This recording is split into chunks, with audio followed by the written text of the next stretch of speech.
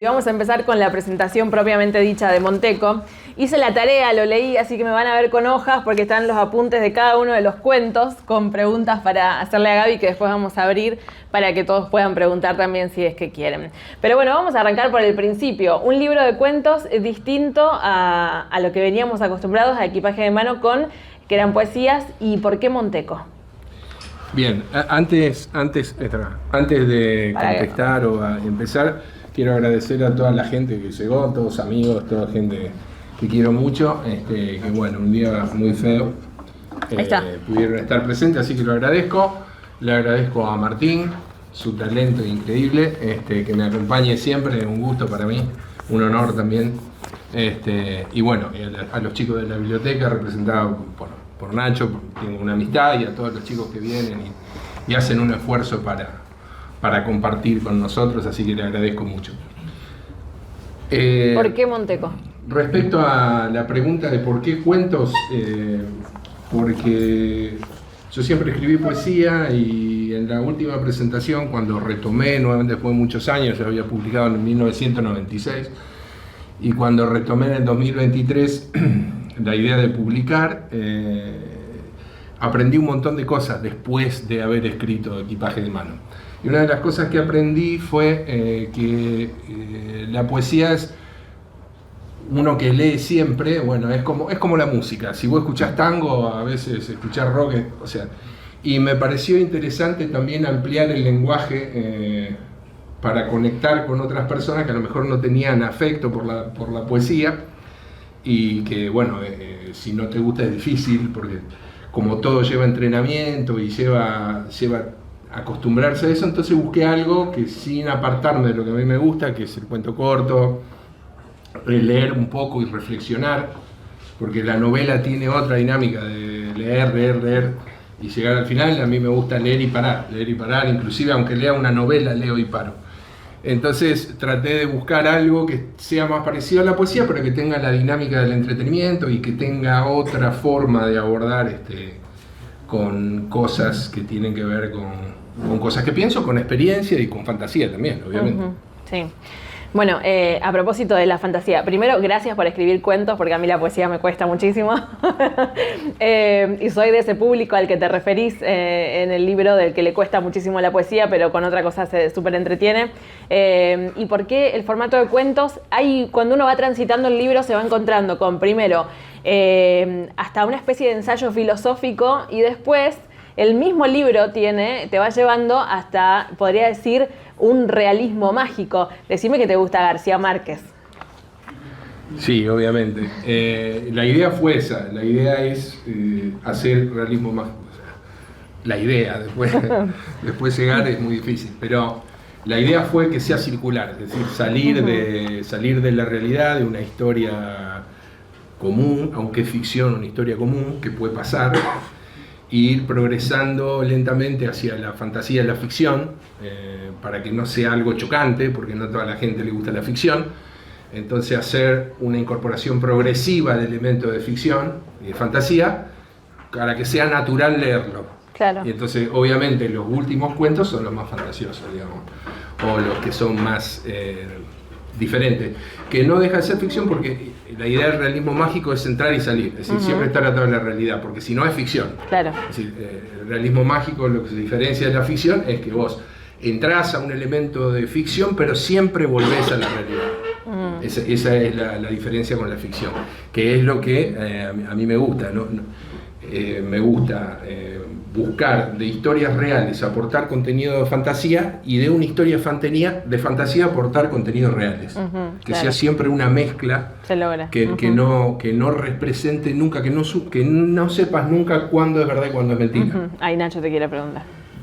Yo aprovecho el pie que me dio Jessy, porque hay algo que me quedó en el tintero, que bueno, lo hablaba justamente con Víctor antes de pasar acá enfrente, y que cuando nombró a García Márquez me pasó algo, que hay uno de los fragmentos de Gabriel que escribe, y es la primera vez que después de haber leído a García Márquez hay un escritor que me hace sentir olores. Es verdad. Que me cuesta mucho, interpretar la lectura desde otros sentidos que por ahí no no estamos acostumbrados a que un libro nos describa, que nos diga esto, y sinceramente me encontré con un libro que me hablaba con aromas. Tal cual.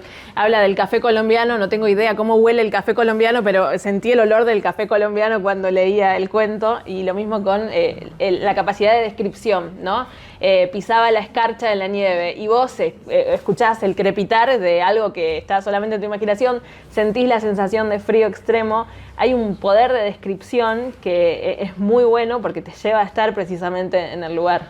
Me llevó trabajo, y yo sigo aprendiendo porque siempre lo cuento, algunos amigos cercanos me dicen, ¿por qué no esperás para publicar? ¿Por qué no mejorás tu prosa narrativa, que vos siempre escribiste poesía? Y vos aprendés con enfría el café. Con la devolución, aprendés con la devolución. O sea, vos si trabajás vos mismo perfeccionando lo que escribís, estás siempre en tu universo, en tu sintonía. Y vos realmente aprendés cuando alguien lee y te dice algo respecto de lo que leyó, y está bueno escuchar a gente de distinta extracción, de distinta formación, de distinto gusto, porque te muestra cosas totalmente distintas y eso es lo que te hace avanzar. Por eso yo necesito publicar para tener esa dinámica de seguir avanzando, porque voy a seguir escribiendo cuentos porque me gustó mucho. Y me costó porque yo, después de más de 30 años de escribir poesía, vos resumís, abstracción, la poesía consiste en decir algo sin decirlo, en inducir al lector a que piense algo pero sin decirlo. Y el cuento es totalmente distinto. El cuento vos tenés que describir, tenés que crear un escenario, tenés que contar, que la gente se imagine lo que vos estás viendo, y eso lleva trabajo. Yo en el libro ahí hago un agradecimiento. Hay 2 de las personas que yo compartía, que eran 4 que compartían lo que yo escribía, muy diferentes entre sí, que era muy enriquecedor para mí lo que ellos me contaban después de que lo leían. Caro y Eva, lo digo en el libro. Y entonces también lo hacía con Iván y con una amiga que tengo en Siena que se llama María Eugenia. Entonces yo terminaba de escribir, una vez que yo pensaba que ya estaba terminado, porque el cuento lleva mucho tiempo no es como la poesía de inspiración, escribí, no se corrige. Ahí la tocás, la acomodás. El cuento permanentemente lo vas reescribiendo, tenés que escribir. Pero cuando yo más o menos pensaba que ya estaba, lo compartía. Y entonces recibía comentarios o devoluciones muy diferentes entre sí. Pero eso es lo que a mí me servía. Entonces eso es lo que yo busco con Monteco, que la gente lea, porque yo quiero seguir aprendiendo en mi forma de...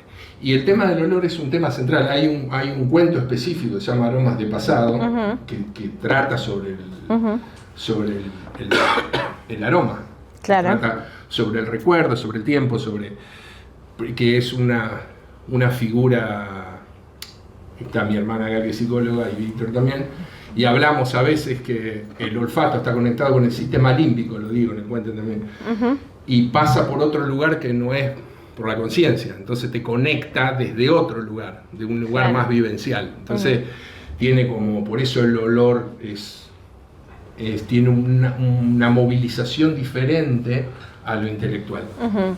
Sí, porque voy a cambiar de tema. No, lo que quería aclarar es eso, que más allá de que a vos te sirva para devolución, agradecerte porque sinceramente transmitió eso, o sea, sinceramente te encontrás por momentos leyendo y vos decís, pero acá no puede haber olor a café. ¿No? Claro, tal acá cual. No puede haber, o sea, acá no. Y desde eso hasta sensaciones gráficas, que bueno, ya te lo he dicho, de sentirte en el medio del campo caminando y es un mundo al que transmite que más allá de que a vos te sirva o te enseñe, es importante el mensaje que estás dando. O sea, eso me parece que está bueno dejarlo claro. Bueno, lo mismo con la descripción minuciosa de las ciudades que de España, ciudad de Rosario, la descripción minuciosa de Rosario, y uno por ahí se da cuenta que la descripción es minuciosa porque conoce Rosario, porque transitaste esas calles y te das cuenta, Buenos Aires también, Capital Federal, hay un gran trabajo en esa capacidad de describir. Me llevó tiempo eso, porque todos los elementos que pongo en el libro son todos ciertos. Sí. Más allá de la historia, que es fantástica, los lugares geográficos, las historias que yo cuento son todas ciertas. Vos buscás un café o un lugar en todas las ciudades y existe, está ahí en ese lugar. ¿La cuenta también? Sí. La cuenta abultada, había uno que la cuenta era muy abultada, no la miró. Bueno, ¿y cómo se pasa del dequeísmo, de los cualismos, de los escritos jurídicos a escribir cuentos? Y tiene un parentesco. Acá veo que está Patri. Tiene un parentesco porque obviamente vos como abogado tenés que lograr transmitirle al juez en la menor cantidad de palabras posible, porque uno cuando se recibe quiere escribir un montón, está Inés también, y después la realidad te enseña que tenés que reducir porque si no, no se lee lo que vos escribís. Entonces tenés que hacer una síntesis que sea lo suficientemente explicativa y bueno, y eso es una retroalimentación. Cuando vos escribís un cuento hay momentos diferentes, hay momentos donde vos hay una historia que te inspira y tenés que volcarla.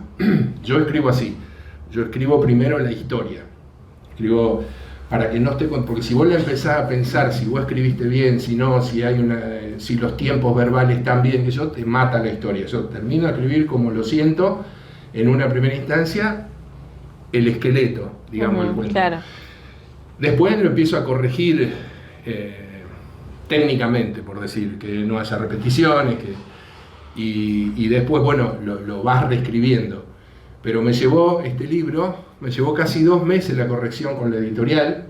Fue un trabajo intenso porque tuve que leer 450.000 veces lo mismo y ya llega un punto donde vos ya lo leíste tantas veces que es muy difícil porque vos ya sabés lo que viene y te cuesta leerlo con neutralidad. Sí. ¿Y por qué? Porque vos los cuentos los escribís, no lo escribís como una novela, lo escribí, a lo mejor uno lo escribiste hace 6 meses atrás y estás en otro momento de tu vida y desconectado completamente con ese cuento, pero cuando los pones todos juntos, hay giros, expresiones tuyas, hay formas de decir que se repiten, entonces la tenés que cambiar. Y no se puede cambiar con sinónimo. En algún caso sí, pero en otros momentos no. Y cuando vos cambiás una estructura, afectás la estructura y tenés que ir cambiando, y eso te lleva un montón de tiempo, porque vos cambiás un simple párrafo, pero también después tenés que cambiar el párrafo de que venía, y el párrafo que viene a continuación, y el cambale que viene a continuación, el otro, y lleva mucho tiempo. La verdad que lleva mucho tiempo y es la parte más fea, porque vos ya la creación la hiciste ese momento, y es agotador, pero también es algo que, otra de las cosas que también discutí mucho con la correctora, los títulos, bueno, y los sistemas de puntuaciones, porque uno que es abogado está acostumbrado a usar los puntos y coma cuando va al punto y coma, la coma cuando va a la coma, el punto cuando, bueno, y me decía, bueno, en una obra literaria tiene que haber fluidez, y a veces no va la puntuación literal como va, porque corta mucho la dinámica y la fluidez de la lectura. Bueno, me costaba a mí aceptar eso, pero también es cierto que cuando vos ya publicaste algo, si vos te das cuenta que hay un error, es feo. Claro. O algo que está como a vos no te gusta que esté, porque sos vos el que firma el libro, no el corrector. Entonces, bueno, eso también lleva muchas veces, dije, bueno, terminé. Y me iba a leerlo y había un error. Claro. Y ahí venía el editor, vení. Entonces tenía que mandar otra vez el libro para que se haga otra vez la prueba de galera y otra vez, bueno, viste, llevó. Pero bueno, también es lindo porque hace al producto final. Hay también recursos como el plot twist del primer cuento que termina y vos decís, pará. Yo lo estaba leyendo, tuve que volver porque digo, no, pará. ¿Dónde estaba Phil Collins en este cuento? ¿Por qué aparece Phil Collins? Entonces volví porque digo, por ahí uno va leyendo y se me pasó algo, pero bueno, es un recurso también que lo has utilizado en buena hora porque nos sorprende. Sí, yo intenté que este libro, vuelvo a decir, yo intento, después lo que sale y después cada uno cuando lo lee, no sé quién, lo voy a citar, no sé quién lo dijo, pero es así, cada vez que una persona lee un cuento, mira un cuadro, escucha una canción, la vuelve a escribir, la vuelve a hacer, la vuelve a pintar, porque la inserta en su propio universo y le da un contenido completamente diferente a lo que vos hiciste. Y eso yo intenté que el libro sea lo más heterogéneo posible, que abordar la realidad de distintas, o sea, salvo el último, el personaje es el mismo. Y intencionalmente el personaje es el mismo, porque al personaje lo hago transitar en cosas muy diferentes. Claro. ¿Con qué objeto? Con demostrar que a pesar de las circunstancias muy diferentes, hay una esencia que no cambia nunca y hay cosas que sí cambian de acuerdo a las circunstancias. Eso fue un poco la idea de el hilo conector entre la historia y el personaje. Claro. Que te ata a los distintos campos de fantasía, porque son muy distintos. Si vos lees, algunos tienen una influencia jurídica, otro tiene una influencia poética, otro tiene... Mucha filosofía. Hay algunos que son, hablando con... Uno aprende mucho después que escribe, y por ejemplo, hay uno del 7 que se llama Los 7 Principios, y otro que se llama Apariencia o Realidad, que son como los más densos, por decirlo. Bueno, el desagravio de la rana, ustedes vayan anotando después, también tiene mucho de filosofía. Sí, el desagravio de la rana es el que más cariño le tengo. Bueno, ¿es el que te define? Sí, porque me recuerda mucho mi etapa en la universidad.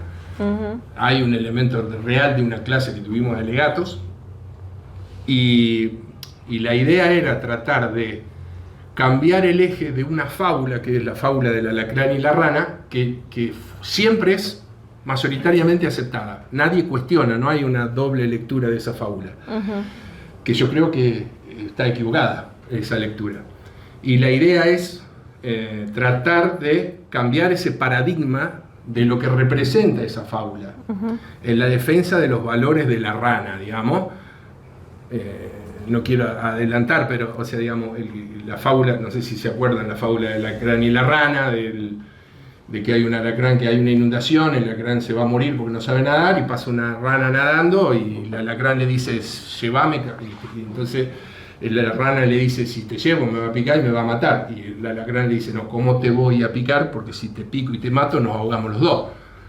La rana acepta, lo sube al lomo, y cuando está en medio del río lo pica, y se mueren, se van a morir los dos, y le dice, ¿pero qué hiciste? Ahora nos vamos a morir los dos. Y el alacrán le dice, es mi naturaleza. Y todo lo que representa esa fábula. Y bueno, hago todo un ejercicio defendiendo a la rana, digamos. Claro, el abogado de la rana pasa a ser. Y bueno, eso me gustó porque tendría que haberlo extendido un poco más, pero no quería hacerlo largo. Claro. Pero ya está, ya se imprimió, déjalo tranquilo, quedó ahí, no lo podés cambiar más. Es uno de los cuentos que me queda corto. Mira. Que escribiría más. Lo que pasa es que uno quiere ser flexible, fresco, no quiere cansar, porque aparte cuando vos haces muchas reflexiones se rompe la fluidez. Entonces es difícil seguir permitiendo la fluidez de la lectura cuando hay reflexión. Es todo un desafío, porque si hay fluidez no hay reflexión, si hay reflexión no hay fluidez, y entonces es difícil cotejar. Por eso, pero es práctica. Por eso estoy buscando camino. Ahora también es más difícil cuando hay pocos personajes. Claro. Porque muchas veces la reflexión surge de los diálogos entre los personajes, que de forma más natural, no una autorreflexión tipo monólogo. Pero bueno, ya vendrá, ya estoy escribiendo otras cosas. Ya ven.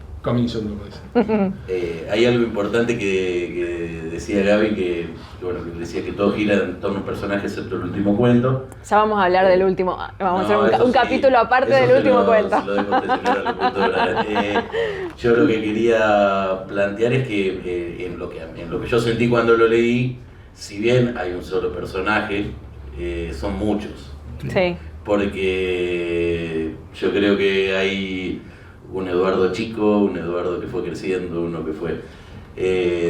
me cuesta resumir que es un solo el personaje, si bien lo es, pero es la vida misma, es la vida misma que nos va mutando y transmutando, y la experiencia y las veces que nos cruzamos con el alacrán y lo cruzamos del agua, y bueno, ese Eduardo que grafica Gaby, yo creo que no es un solo personaje, es uno y es un montón. Por eso yo me quedo con un mensaje que da el primer Eduardo, que nos incita a una sana revolución de seguir, de que las sueños y las metas son posibles, sí, por más alacranes que aparezcan y por más ranas que queden en el camino. Me quedaría con eso, pero como una reflexión personal. Sí, quiero hacer algo de lo que vos decís. El cuento Aromas de Pasado trata ese tema específicamente. Nosotros la vida la vivimos intelectualmente con una mirada donde vos estás parado y ves como una línea de principio y final, y vos analizás siempre el presente. Y si bien vos sabés que tu pasado es parte de tu pasado y te lo acordás, muchas veces lo ves como una vida que ya no es, que ya no fue. Yo siempre me recuerdo mi vida en la universidad, y si bien sé lo que pasó y sé que es mi vida, y yo siento que es de otra persona. Claro. No sé explicarlo de otra manera, como algo que fue mío pero ya no es más. Y precisamente en ese cuento, eso que es, el personaje siente que vuelve a los 8 años, pero vivencialmente, porque el olor te hace eso. El olor, o sea, la mente a veces, el pensamiento, todo hace que construyas o vayas por un lugar, pero vos seguís siendo la misma persona.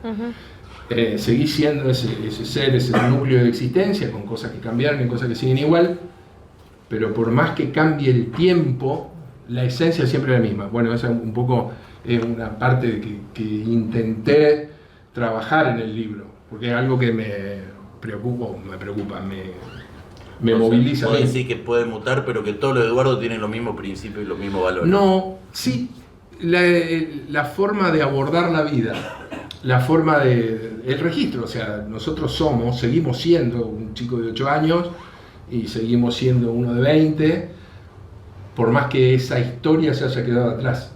Yo quiero decir que eso que viviste está dentro tuyo todavía, en otro lugar, guardado, procesado, elaborado, escondido, evidente, de distintas maneras, pero está y forma parte de nosotros. Porque si no, nosotros vivimos en una línea temporal, y es cierto, estamos en una línea temporal, pero hay algo que trasciende a la temporalidad. Eso, hay cosas que... Pero bueno, eso es una parte de la reflexión. Claro. El cuento tiene otras cosas más comunes y no es todo reflexión, pero es como un toque siempre. Ahí en la editorial, cuando hicieron la sinopsis, dice el reflejo del autor por su gusto por la historia y la filosofía, que es cierto. Sí. Y se nota, es evidente. Pero bueno, hay cosas que no fueron mi intención, que se filtraron involuntariamente. Y bueno, y después hay una constante vuelta al origen, a mi abuelo me dijo esto, cuando yo era chico. ¿Cuánto de ese abuelo que nos dejás en el libro también? Sí, recién justo lo hablaba con Nacho, que para mí mi abuelo fue una figura muy importante porque me enseñó un montón de cosas, pero está como en un lugar mítico donde yo ahora creo que le atribuyo cosas que no fueron de mi abuela. O sea, claro. Alguna me la dijo mi papá, otra lo leí en algún lado, pero como ya está ahí... En la figura del abuelo... Es como una metáfora de las cosas que yo considero que son esenciales. Muchas veces me acuerdo que me lo dijo mi abuelo, pero otras cosas no me acuerdo y me parece que me lo estoy inventando que me lo dijo mi abuelo. Está bien, eso es un pero escritor. Yo creo que mi abuelo opinaría eso. Sí. Por eso digo, como dijo mi abuelo. Y a veces no es cierto. Está bien, le diste autoridad a la palabra. Y hay algo de paranormal también, una experiencia paranormal. Miren con todo lo que nos encontramos mientras vamos recorriendo el libro, ¿no? ¿Esa es cierta o no? No te voy a preguntar eso. Me refiero al recorrido. Uno se puede encontrar con una variedad muy grande y hasta con la escritura de diálogos. Y sabemos, bueno, ellos son escritores, sabemos lo difícil que es escribir diálogos. Sí, como te vuelvo a decir, el chiste, como por decirlo, o lo que vos tratás, es que el lector se pregunte si es verdad o si es mentira. Claro, por eso te digo, no me lo respondas. ¿Qué parte? Porque siempre en todo hay parte de verdad y hay parte que no es verdad. Claro. Porque lo contás de otra manera, o fue distinto, o es puramente, porque la orden secreta creo que no existe. Pero bueno, y sí, es a veces... cuando vos haces el diálogo y si vos te estás identificado con un personaje, es difícil dialogar con el otro, porque vos cuando escribís el diálogo tenés que posicionarte para poder hacerlo correctamente en la postura del otro. O sea, que vos hables en los dos lugares, no en el personaje con quien vos te sentís más identificado. O sea, digamos, eso es un poco el juego. Sí, yo en algunos pasajes, bueno, que viene un poco a cuento de lo que Gaby acaba de decir, me encuentro que, como dice, quizás hay cosas que no pasaron y que son historias que, bueno, que quedan al margen de la interpretación del lector. Pero veo en muchas partes de Monteco, en muchos lugares recónditos del libro, veo también eso que queremos que sea de esa manera. Claro. Veo una búsqueda, no solamente una descripción que puede ser o no cierta, o puede la gente interpretarlo de una manera distinta o igual al escritor, pero veo muchas cosas que son intenciones y que yo creo que si en la música, en la literatura, en cualquier área nosotros no generamos una ilusión o no intentamos poner esa semillita o no contagiamos, si eso no lo logramos hacer, creo que queda trunco parte del trabajo. En cualquier etapa del arte queda trunco el trabajo si no llegamos a terminar de transmitir algo, no importa si es lo que nosotros queremos o una posibilidad. Bueno, en Monteco en varios lugares lo hace. No sé si vos lo sentiste así, Gaby, pero yo sentí que en varios lugares Monteco es una carta de intenciones, de principios y valores. Sí. Sí, es eso. Es parte de la realidad y de la fantasía, pero hacia una declaración de intenciones, como por ejemplo el desagravio de la rana. Eso ahí es muy claro. Y hay algunos cuentos que son más autobiográficos que otros. Hay algunos que son, o sea, por ejemplo, El nacimiento de un peregrino es casi literalmente 100% de lo que yo viví cuando hice un trayecto del Camino de Santiago. Claro. Y es casi literal. Digamos, otros son muy diferentes. Pero bueno, la idea es construir, por eso te decía que yo intentaba hacerlo, que haya cuentos de todos los estilos y que aborde distintas temáticas, porque la temática que aborda siempre es la misma, pero de distintas circunstancias. Claro. No sería temática diferente, sino de distinta forma, en distintos momentos, en distintas situaciones y hasta incluso contradictorias por el personaje, que un personaje que transita por un cuento al principio parece que no tiene nada que ver con el personaje cuando transita el centro y cuando transita el final, pero es el mismo. O sea, es un poco eso también, ampliar para que haya quizás vos no te sentís identificado con este estilo de cosas, pero sí con este. También tiene que ver con eso, con tratar de contactar. Bueno, y llegamos al final del libro con La Orden Secreta, que dije que le íbamos a dedicar mucho porque cambia totalmente, venís leyendo un tipo de cuentos y al final cambia totalmente. Y nos encontramos ahí con toda la fantasía y con un poder de descripción tremendo porque está minuciosamente La Orden Secreta detallada, cada una de las tareas, los puestos, la ropa, también en otro lugar donde nos encontramos con aromas, con sabores, con una descripción muy detallada. Y en mi caso particular, bueno, yo quiero mi libro sobre La Orden Secreta, yo quiero saber todo sobre ese personaje. Sí, La Orden Secreta es una historia que yo hace 30 años que la pienso, por eso también la minuciosidad del detalle. El detalle. Y es para una novela, pero por mi trabajo, por mis cosas, no puedo escribir una novela porque escribir una novela lleva mucho tiempo. Imagínate que lleva mucho tiempo escribir un cuento, escribir una novela, tenés que estar dedicado a eso, o sea, estar las 24 horas del día escribiendo una novela. Bueno, da para mira, más. Salvando las distancias, Eduardo Sacheri escribe el final del Secreto de sus ojos como un cuento en uno de sus primeros libros, que si después lo vas a buscar, lo encontrás. Así que, ¿quién te dice? No es la antesala de una novela. Fíjate, fue una discusión en la editorial con respecto incluso al nombre, con respecto... porque el personaje no es Eduardo. Eduardo es el personaje de los 9 cuentos primeros. Sí. Y el último es un personaje distinto. Entonces la editorial dice, ¿por qué? ¿Son todos Eduardo? Que sea Eduardo. No, porque es otro personaje. Claro. Y entonces me dice, bueno, entonces tenemos que cambiar. El cuento se llamaba La Orden Secreta. Y entonces cambiamos como que para demostrar que se trataba de otra parte del libro y el cuento se llama El Monje Guerrero. Ahí tuvimos que cambiar el nombre y la idea es que La Orden Secreta en los próximos libros siga teniendo la última sección con nuevos cuentos. Es un poco, por eso se puso separado como para que siga creciendo independientemente de los otros cuentos. Bueno, y a ver, arrancamos con música esta presentación. ¿Con qué maridamos, Monteco? ¿Qué música le ponemos para leer? ¿Con qué lo acompañás? ¿Con qué lo maridamos? No, eso es criterio, cada uno tiene su propio... Yo lo único que quiero es que lo lean. Bueno, pero yo ya lo leí, que lo interpreten. Nacho también. O sea, y después que lo lean, que charlen conmigo, porque viene la etapa esa que yo estoy buscando. Es decir, hablar con la gente que leyó el libro, que me cuente qué recibió, qué cambiaría, qué le parece que falta, porque a veces vos te imaginás cosas. A mí me pasó con algunos cuentos que para mí era claro y me dice final abierto. No, ¿cómo final abierto? O sea, sí, y bueno, claro. Y después lo relees. Lo que pasa es que vos tenés la información, porque lo escribiste, de todo el universo que te imaginaste, que el lector no tiene. Claro.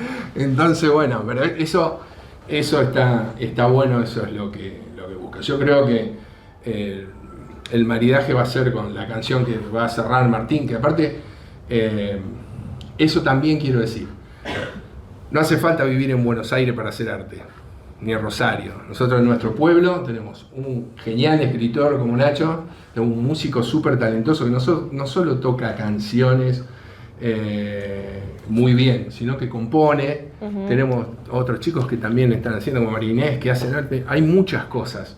Y entonces eso está bueno, que haya vida, que nosotros trabajemos también en cada uno, porque a veces es como que no sé, como está esa mirada comercial de qué vas a ganar o si haces esto, y qué vas a ganar, ser feliz, digamos. Ganás poder estar con amigos y compartir cosas como hoy lo hizo, y de verdad lo agradezco porque se presta siempre excelente, como Nacho, como Jessy, como Matías. Después te cobramos. Sí, igual. Obviamente. También hay que saber pagar. Claro. También hay que saber pagar. Eso es tan importante como un vino tinto. Con lo que sea. Ahí está el maridaje, ¿ves? Un vino tinto. Es importante. Y lo que quería decir esto, que vamos a cerrar después que cuando terminemos, que ya creo que estamos por terminar, porque ya llegamos al último cuento. Martín va a cantar la canción que compusimos juntos, donde yo hice la letra y él hizo la música, y que intenta describir la vida de Montes de Oca, o lo que es la vida de un pueblo. Eso intenta, como siempre decimos. Entonces, bueno, me pareció que era la forma más linda de cerrar algo, porque la letra y la música fue compuesta en Montes de Oca para hablar de lo que es Montes de Oca. Me parece que es lo que buscamos todo desde nuestro lugar. Es decir, mostrar que, bueno, también anoche estuvo Simón cantando la voz, que también es de Montes de Oca, y súper meritorio llegar a ese lugar. Es muy importante y también lo quería destacar. Es decir, y es lindo que ver a tu pueblo en algún lugar. Yo el otro día, cuando fui a Buenos Aires a buscar el libro, que mi libro esté en la librería Ateneo Gran Splendid, pasa ya que no lo compre, pero está ahí.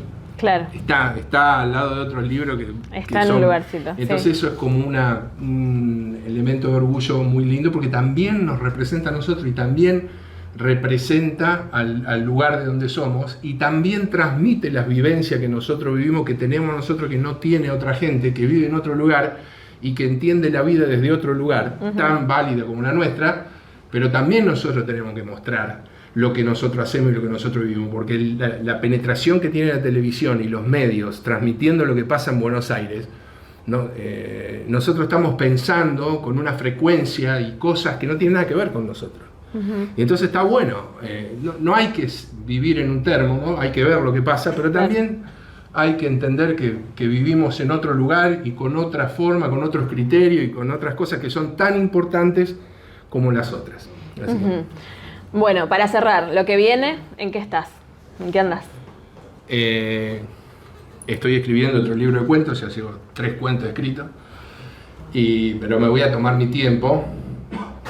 Voy a dejar pasar por lo menos 1 año y medio, 2, porque Monteco acaba de ver la luz. Ahora me voy a tomar mi trabajo para presentar a Monteco. Rápidamente te lo voy a contar, lo vamos a presentar en Tarragona, no sé en Bilbao si nos va a quedar tiempo, tengo que hablar con la librería donde presenté Equipaje de Mano, y lo vamos a presentar en la universidad, en una librería en Siena, en conjunto con el Departamento de Lenguas de la Universidad de Siena. Una universidad que funciona desde el año 1240, una de las primeras universidades del mundo. Y va a ser una charla para los alumnos de español, para los alumnos italianos que están estudiando español. Entonces, eso me va a llevar tiempo, eso va a ser en febrero, 5 de febrero de este año, del año que viene. Bueno, entonces me va a llevar tiempo.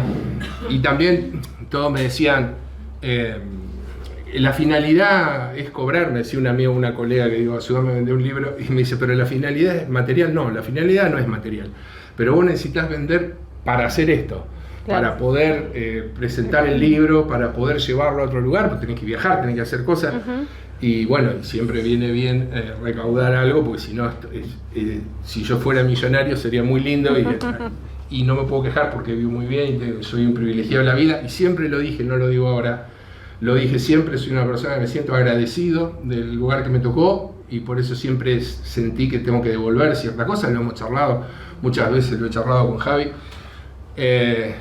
con Marcelo, con todos los chicos también. Está Leandro, que también le agradezco, el doc, que contó ahí, Martín contó una canción del momento del COVID, y hemos vivido cosas, ya parece que pasó en otra vida, pero fueron muy intensas y hemos vivido un montón de cosas y hemos trabado un lazo de amistad, así que también le agradezco a todos los chicos, a todas las personas que se acercaron. Mi familia, también tengo el placer de que está mi hermana, Víctor, y mi sobrina, Paula y Malena, que están ahí atrás colaborando en la venta del libro. Las vendedoras, las claro. vendedoras oficiales le explicaste el paso al peso, el dólar, todo, tarjeta, contado con liquidez. Y tienen iniciativa propia. Bien. Bueno, no sé si alguien quiere hacerle alguna pregunta, si no cerramos acá y lo escuchamos a Martín. Bueno, Gaby, gracias. No. Nacho.